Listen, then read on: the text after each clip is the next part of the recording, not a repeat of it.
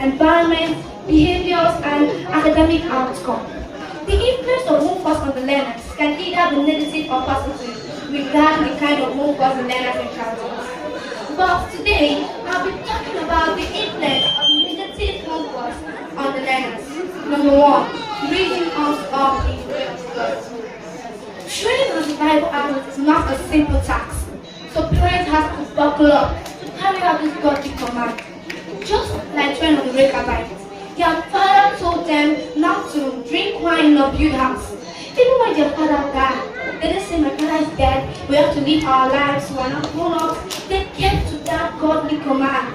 And Lord, God bless them. We have to, your parents have to render your time to give to us, to give us a better training and a life that will later give it back to you in the future. If you can't render your time to give us that godly command that we need, then I guess you can render your time to stand before the public in shame. And I guess no parents want to stand before the public to face the shame of his or her child. Two of these factors can influence us from becoming excellent in life, and this includes family conflicts, grief or loss, relationship, and in school, and etc. Sometimes the relationship we have in school, the kind of friend we follow, can have a negative impact on us. That it doesn't give us something that will later help us in life. Sometimes the kinds of friend we move around with, it doesn't have something positive to add to us. Yes, positive to add to us, but yet negative. That's how our parents are there to remove us far away from them, so that their characters will not do something that what you are trying to impact on us that is positive. Their own negative character will not overpower the positive character you are trying to put on us. So you, our parents, are there to detach us, to remove us far away from those friends we follow. Number two, parent and child relationship. How do you relate with your children? Are you with your phone, dressing room, friends? Do you have time to bring your child together? Remove the title of mother and child, father and child. Bring them together as friends. Make them feel among. Make them feel that they are important. Just like Mother Hen. When she says that an eagle is coming, she opens her wings for the chicks to enter. But what if the chicks are far away? What if they are not there for them to enter the wings before the danger comes? That is how they'll be lost. That is how the relationship with our parents matters. If our parents are there to open wide their wings for us to enter and still wings for us to be snatched by the devil, that is how the relationship with our parents matters. Our parents dare to be with us. Our parents dare to open their wings when the devil comes to snatch us away. When you say that I made a mistake, I can't go back, but let me tell you something. Even though the devil has succeeded in snatching one or two away from you, don't forget that you can still bring them back. You can still bring them back, because I know that there is no way that a child that is permanent, that the Lord cannot reverse. Yes, because children of our days, we are parents and one that sometimes have lost the gap, that have lost the space and the time supposed to render to us, and then has gone far. But no matter how far they come, you can still turn them back and bring them back to become something. You can still bring them back and say, yes, I know that I've missed it. I know that I need to train this child who is supposed to be here so far. But you can still bring him back, no matter what. I know that no way is permanent.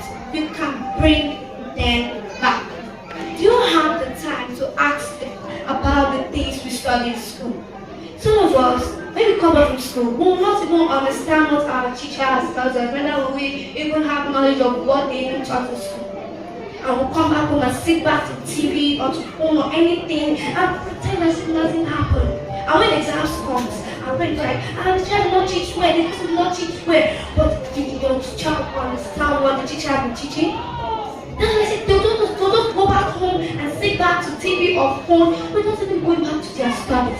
But our parents are the one to send them back to that book, send them back to gain more knowledge with their teacher, because it says in Psalm 119 verse 99, I have more understanding than all my teachers, for their tests testimonies and meditation. You can meditate on your teacher's knowledge and gain more understanding than your teacher. That's if you send back your children back to their home even when they don't understand it.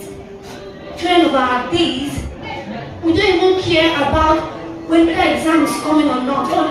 When the exam comes, 6, whether we pass or not pass, it's none of their business. But sometimes our parents that will feel the pains. Yeah, you are parents are the ones that will feel the pains. But the work is just to send them back to their home. You know you've done your best, and if they refuse to take your best at something, then you leave the rest for God, and God will perfect your work.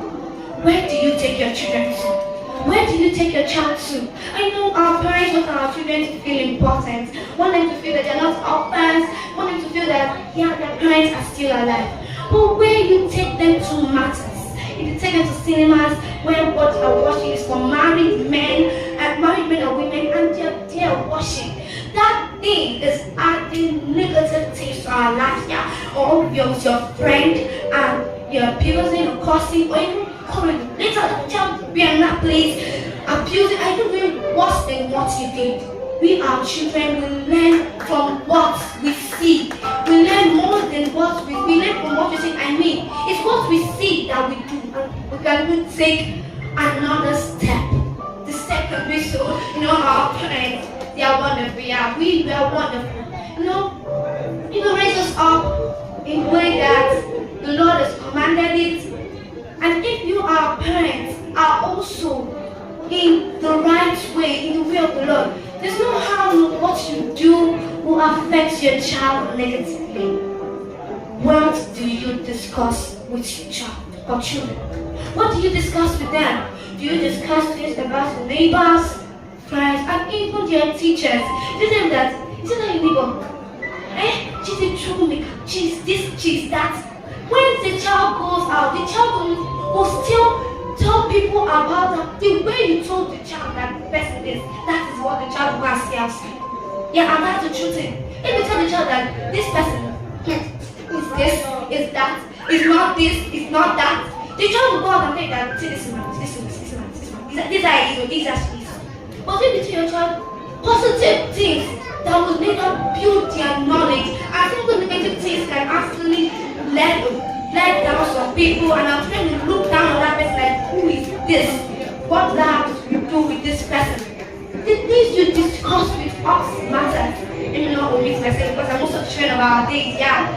The things you do with your child also matters. If you discuss with your children positive thing, when they go out, they will bring out that positive thing. You know that what you sow, you will reap. Yeah. If you sow a positive thing in that child's life, then you will later reap negative things. See, you cannot plant yam and harvest peaceful. It's what you plant you harvest. Let me just tell you.